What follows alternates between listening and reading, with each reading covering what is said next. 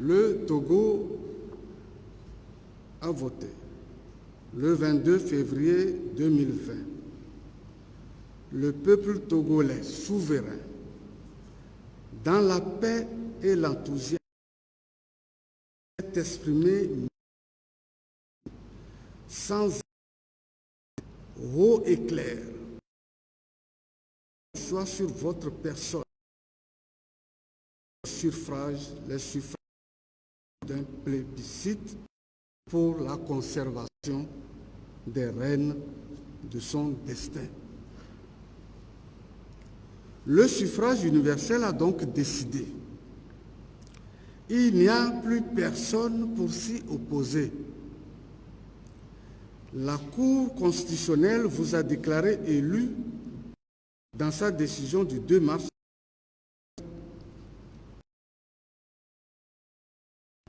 par mégarde.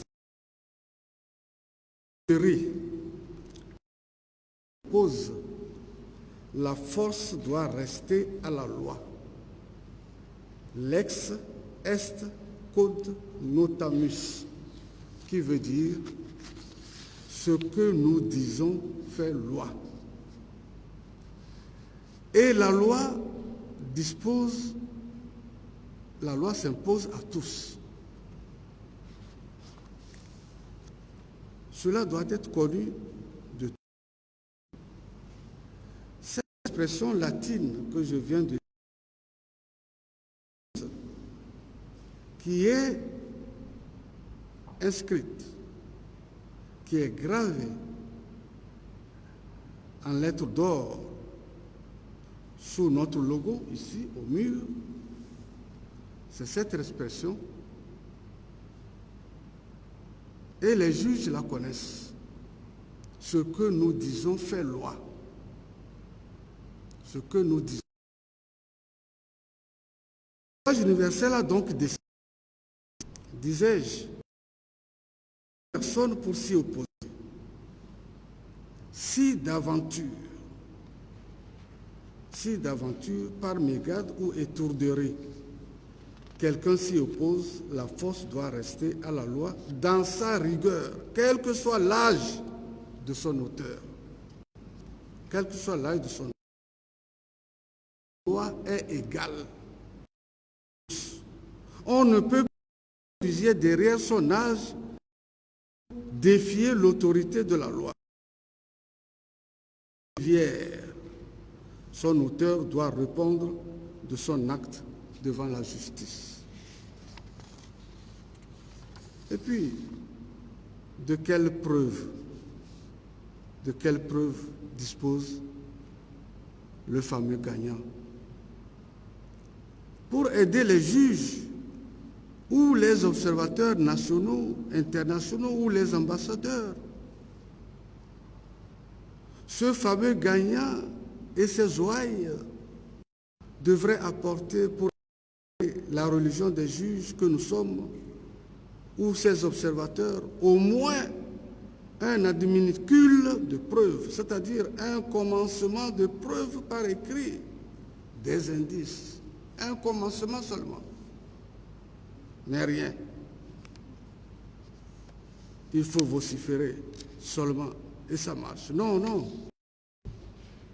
Nous sommes de droit. Monsieur le Président de la République, la Cour constitutionnelle vous a déclaré élu, j'ai dit, le 2 mars. Tous les observateurs et les acteurs de bonne foi ont unanimement reconnu le bon déroulement du scrutin.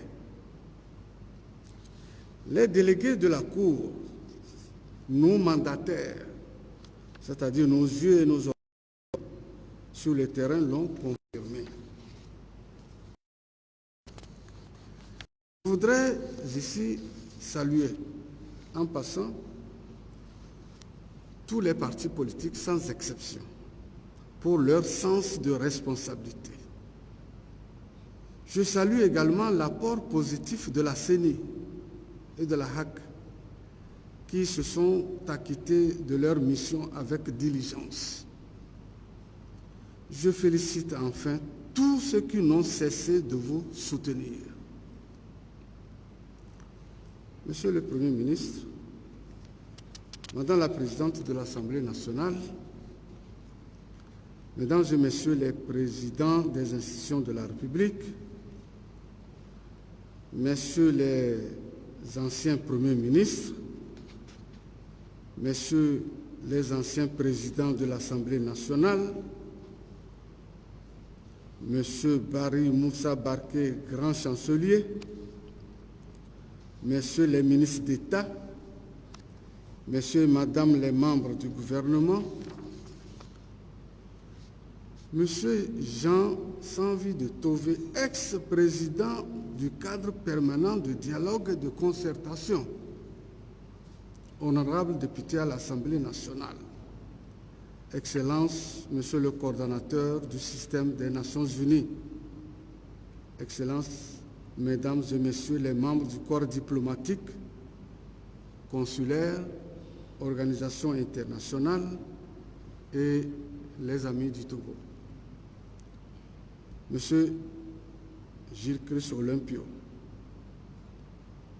président national de l'Union des forces de changement UFC et chef de file de l'opposition, Monsieur le représentant permanent de la CEDEAO, Messieurs les officiers supérieurs des FAT, Mesdames et Messieurs les préfets, Mesdames et Messieurs les maires, Mesdames et Messieurs les observateurs nationaux, régionaux et internationaux, respectueux représentants des confessions religieuses, respectueux chefs traditionnels, gardiens de nos us et coutumes, Mesdames et Messieurs les directeurs généraux, secrétaires généraux et chefs de services publics et privés, et vous qui nous suivez en direct de chez vous, devant vos écrans de télévision, aussi bien ceux qui sont au pays que la diaspora. Merci pour votre compréhension. La Cour constitutionnelle du Togo, par ma voix, voudrait saisir cette opportunité pour souhaiter la cordiale bienvenue à vous qui êtes ici, dans cette belle salle, transformée pour la circonstance en temple du droit, c'est-à-dire la Cour constitutionnelle, transformée en temple du droit, c'est-à-dire la Cour constitutionnelle. C'est ce qui explique la présence de notre symbole, ce logotype ici accroché au mur, derrière nous. Ce n'est pas une église, hein. C'est la Cour constitutionnelle. Ce n'est pas l'église de Podjoro, Monseigneur Podjoro, où il intronise le président gondwanais d'une république gondwanaise, c'est-à-dire qui n'existe pas. Elle n'existe que dans leur imaginaire.